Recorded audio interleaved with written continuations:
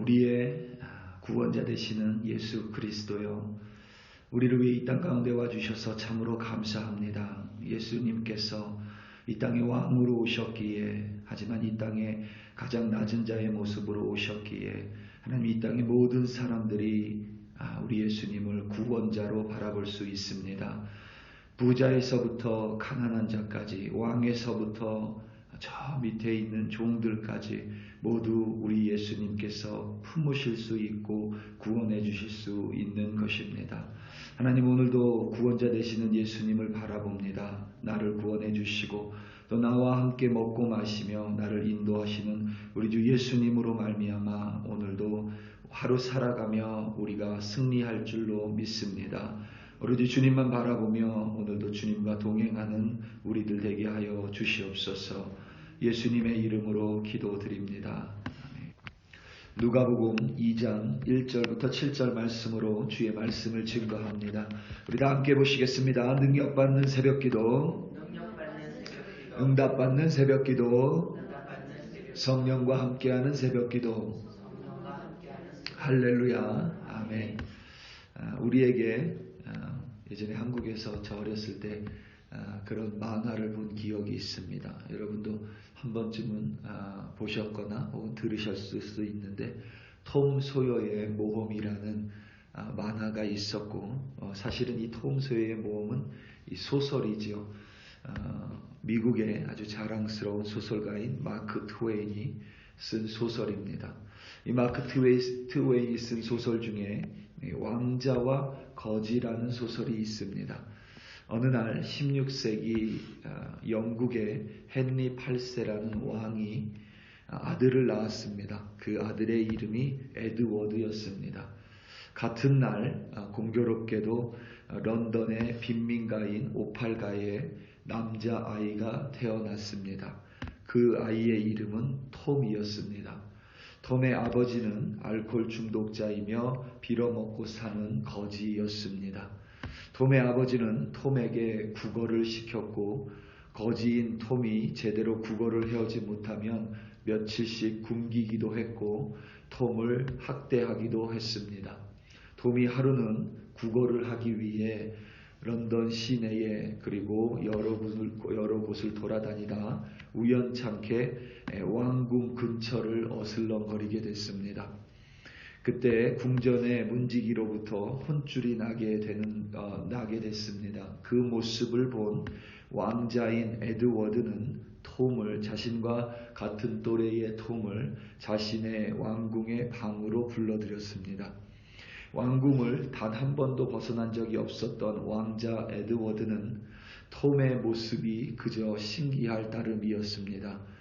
거지이지만 바깥 세상을 잘 알고 있는 톰으로부터 일반 서민 사람들, 그리고 런던 빈민가에서 생활하는 사람들의 모습을 들은 왕자 에드워드는 밖의 세상에 대해서 대단히 큰 흥미를 느꼈습니다. 그때 왕자 에드워드는 거지인 톰에게 서로 옷을 바꾸어서 입자고 제안했습니다. 놀라운 사실은 둘이 옷을 바꿔서 입었지만 그 얼굴 생김새가 너무나도 똑같아서 서로 분간할 수가 없었습니다. 거지의 옷을 입은 왕자 에드워드는 왕궁을 돌아다니다 문지기의 눈에 띄고 그 왕자를 거지로 오해한 왕궁의 문지기에 의해서 궁궐 밖으로 쫓겨났습니다. 거지가 된 왕자 에드워드는 런던의 빈민가에서 심한 고생을 합니다. 톰의 아버지 또한 톰으로 올인한 왕자 에드워드를 때리기도 했고 학대했습니다. 거지 소굴로 끌려가서 그곳에서 다른 거지들과 함께 지내며 구걸하고 있었습니다. 시간이 지나고 우연히 만난 하급 귀족인 마일스 핸든의 도움으로 거지가 된 왕자 에드워드는 거지 소굴을 빠져나왔고 다행히 목숨을 건졌습니다. 그 사이에 에드워드의 아버지인 왕 헨리 8세가 죽게 되고 왕자 행세를 하고 있었던 거지 톰이 왕이 되는 대관식이 열렸습니다. 대관식이 시작할 찰나에 에드워드가 궁에 들어와서 그곳에 모인 모든 사람들에게 자신이 진짜 왕이라고 말을 하며 왕의 옥새를 보여주었습니다. 사람들은 그제서야 에드워드가 진짜 왕임을 깨닫게 되고 왕자 행세를 했던 거지 톰 또한 그간의 이야기를 하며 순수히 자신이 거지였음을 시인했습니다. 마침내 에드워드는 영국의 왕인 에드워드 6세가 됐습니다. 그는 자신이 왕궁을 떠나 거지 생활을 하면서 소외받고 불쌍한 사람들의 삶을 경험했고 일반 서민의 삶을 체험함으로써 그것을 바탕으로 선정을 베푸는 훌륭한 왕이 되었습니다. 왕궁을 벗어난 거지의 삶이라는 모진 삶의 고초를 겪어야 했지만 오히려 에드워드 6세 왕은 그것을 통하여 서민과 소외받은 자의 힘겨운 삶을 이해하는 선한 왕이 될 수 있었습니다. 예수님께서 이 땅에 왕으로 오셨습니다. 이사야서 9장 6절 말씀입니다. 이는 한 아기가 우리에게 낳고 한 아들을 우리에게 주신 바 되었는데 그의 어깨에는 정사를 메었고 그의 이름은 기묘자라 모사라 전능하신 하나님이라 영존하시는 아버지라 평강의 왕이라 할 것임이라. 아멘. 마태복음은 그 시작부터 왕으로 오신 예수님을 찾는 동방박사의 이야기를 기록하고 있습니다. 누가복음 1장에서 사가랴와 그의 아내 엘리사벳 또한 성령의 충만함을 받아 예언할 때에 예수님을 가리켜 주님이라 증거했고 다윗의 자손이라고 하며 왕으로 오신 예수님을 예언했습니다. 예수님께서는 분명히 이 땅에 왕으로 오셨습니다. 한 나라의 왕이 아니라 온 인류의 왕으로 이 세상에 오셨습니다. 평강의 왕으로 오셨고 왕 중에 왕으로 오셨습니다.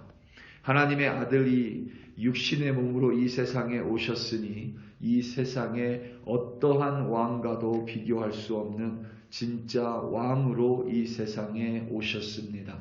그런데 왕이신 예수님께서 이 세상에 태어나셔서 가장 처음 누운 곳은 바로 구유입니다. 오늘 말씀 7절입니다. 첫 아들을 낳아 강보로 싸서 구유에 뉘었으니 이는 여관에 있을 곳이 없음이러라. 아멘. 얼마 전에 같이 공부했었던 미국 부부에게 아이가 태어났다라는 소식을 들었습니다. 여자아이인데 그 부부가 결혼을 하고 10여 년이 넘도록 아이가 없었습니다. 그 아이의 방을 찍은 사진을 올렸는데 그 방이 너무나도 예뻤습니다. 방의 벽에는 아름다운 문양과 그 아이의 이름이 여러 군데 붙여져 있었습니다. 천장에도 여러 가지 모양의 장식들이 달려 있었습니다.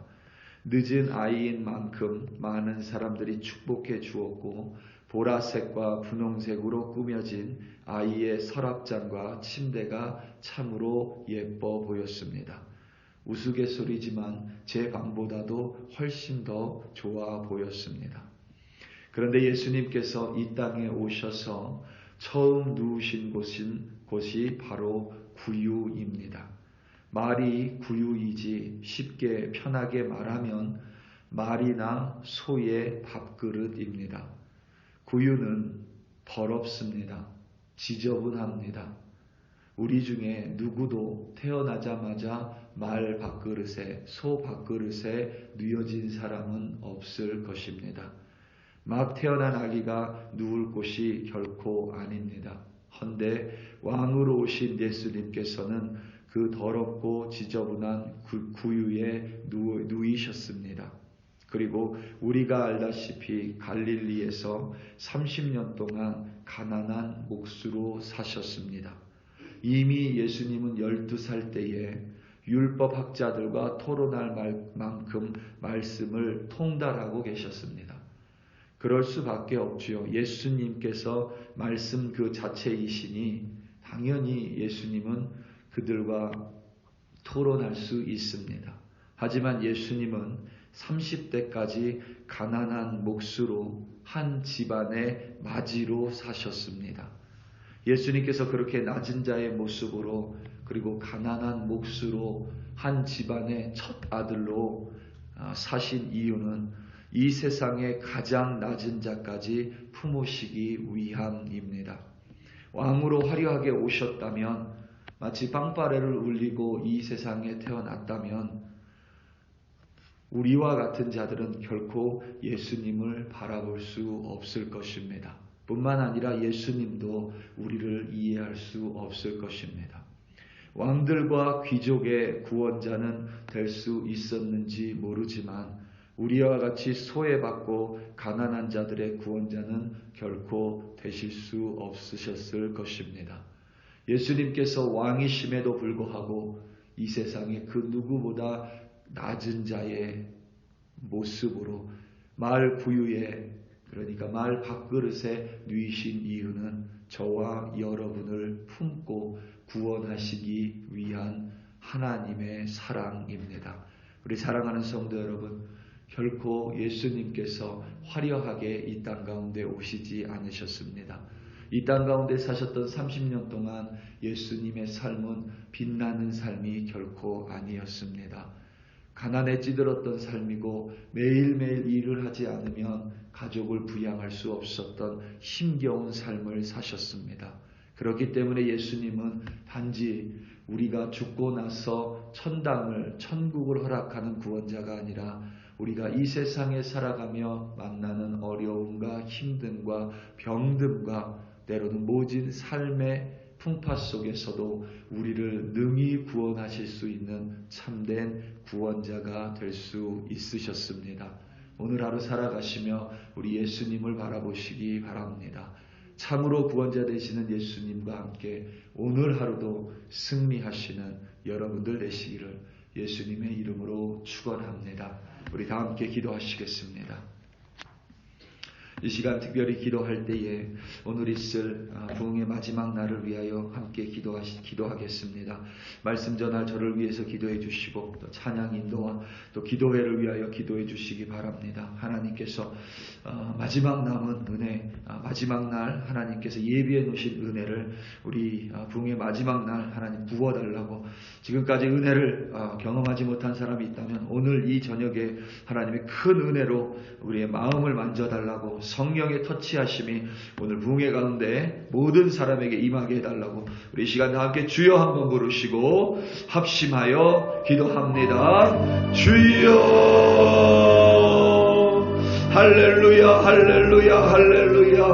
하나님 아버지, 오늘도 우리를 불러주시고 새벽을 깨워주시며 우리의 구원자 예수를 바라보게 하시니 참으로 감사합니다. 우리 예수님께서는 단지 우리가 죽고 나서 하나님의 나라에 들어가는 구원만, 그 구원의 문만을 열으신 것이 아니라 우리가 매일매일 살아가며 삶의 고초 속에서, 삶의 어려운 풍파 속에서, 때로는 힘겨운 속에서 우리를 능히 구원하실 수 있는 낮고 낮은 자의 모습으로 오셨습니다. 예수님께서 왕이지만 구유에 눕히셨기에 나와 같은 자를 구원하실 수 있으셨고, 나와 같이 소외되고 가난한 자들을 구원하실 수 있는 참된 메시아 그리스도 구원자가 될 수 있으셨습니다. 오늘도 우리 구원자인 예수를 바라보기 원합니다. 구원자 되시는 예수님으로 말미암아 병으로부터 온전함을 입었으며 모든 삶의 어려움의 문제 가운데 선하게 구원하실 예수 그리스도를 바라봅니다. 오늘도 그리스도 예수로 말미암아 승리한 삶을 살아갈 수 있도록 우리 한 사람 한 사람 인도하여 주시옵소서. 오늘 있을 부흥회 가운데 하나님의 은혜를 도와여 주시고 하늘의 저수지의 수문을 열어주사 하나님의 신령한 복과 은혜로 이 자리를 가득 채워 주시옵소서. 할렐루야, 할렐루야. 하나님 아버지 감사합니다. 주님 감사합니다.